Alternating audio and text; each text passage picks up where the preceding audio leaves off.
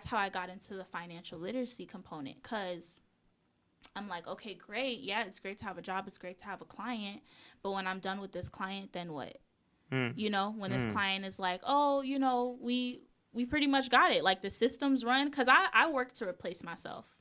That's really what I do it for. Like, I create systems and strategies and to the where system replaced you. Here you go.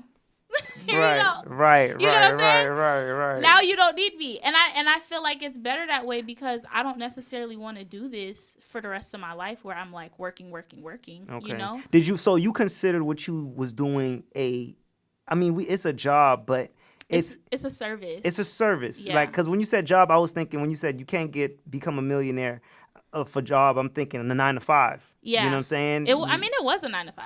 Yeah. But it was a very like lax one, because of the way it was set up, because it was remote, because I could do everything digitally. But it was a 9 to 5. It was a 9 to 5. And okay. and it was like, you're in there having real conversations with the company about like, how are we going to scale? And you start to understand, like, I even had a mentor he used to work for Goldman Sachs. And he really you was around them people. Listen, that's what I'm trying to tell you. Mentor like, for Goldman Sachs. He used to work for Goldman Sachs, and he taught me a lot about just one, like, how do you even know how much it costs to run your business? Do you know how much it costs to acquire a customer? Do you know how much it costs? Do you know what your return on investment is? Do you know these things? Do you know those numbers? Because those numbers have a lot to do with the business. That's the financial element, right? Then from the owner, and just seeing all the other directors in the business, seeing them have to build out operations so that they could scale, so that they could run 2 restaurants instead of 1. You get what I'm saying? Two different restaurants, 2 buildings. That means you got to scale staff. You got to scale your training. You have to optimize your processes within your business. Like, I was privy to all of that, to all of those conversations, and seeing how, it could like stretch a team. And I'm very thankful for that experience. Yeah. And it's like, now I want other business owners who might not have been able to have an opportunity like that to understand this is really what it takes. It's more than just having a good idea. And I'll never forget, my mentor, he told me, he was like, you're so creative. Because I'm a great creative. Like, I have the vision, I have the whimsical brain, I have all the great ideas. Right. But I also had a knack for business. And he was like, when you learn how to use your business brain and your creative brain at the same time, you're going to be dangerous. Because as a lot of creatives don't like business. Yeah. They don't like the business. They're like, why can't I just like create? Why can't I just do my thing? You get what I'm saying? And it's so fair, because it's like, of course. But when you're trying to scale something into an empire, you have to understand the logistics of that. It's a must. It's a must. You can't even survive without it. You can't anymore. That's not the world we live in today.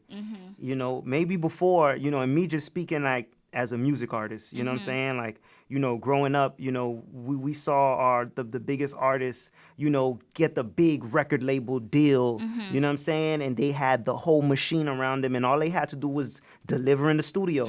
All they had to do was get in that studio and keep knocking them out. Keep doing what you do, knock it out. Because the machine was built. The machine was built for you. Everybody else was doing everything else and punching the numbers for you. But, when we look at the landscape today, that's just not the case. And you have to know how to build your own machine. Yes. Yes. Like, yes. And sometimes I'll say this, like, building your own machine, it does take a lot of research. It takes a lot of understanding your industry. It takes a lot of understanding your customer, and it takes time. And sometimes when people don't have the patience to really like see it through and go through the ups and downs, it could be a little like discouraging. Absolutely. So I understand why people even like are willing to sign, but it's all about strategy, like if you are going to sign, what are you going to sign for? Are you going to sign for something that's like less than your worth? Do you even understand how to read your contract? Yeah. Like, it's so many components of like running a business, but when you really kind of get those things down pat, you start to understand like, oh, like, okay, I'm a little bit better at this. Like, oh, okay, I have this skill set now, so now I can use it, or at least I know what to do.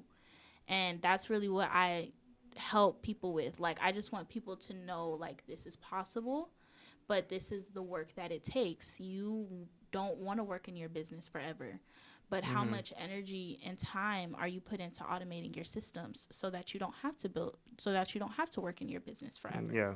Yeah. You know, how much time are you dedicating to actually, like, you know, what does it look like to hire somebody? Have we asked that question for ourselves? You know, what would that look like? What are we looking for? Yeah. You know, what would we need? Even now, like, something new that I've been taking on is like grant writing and like understanding how to apply for grants, understanding what does that look like, sponsorships and all.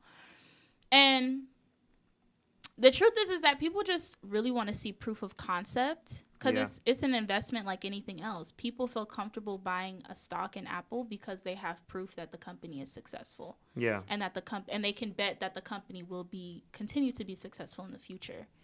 And you want people to feel the same way about your business. About your business, absolutely. You know? Absolutely. A word that keeps coming up. I heard you say it a few times, and it's actually been coming up in my algorithms. Is the word automation. Yes. That's big, I feel like, right now, because it's been popping up in my eyes. It's been popping up in my algorithm. You said it a few times. But before we go there, because we're going to revisit that,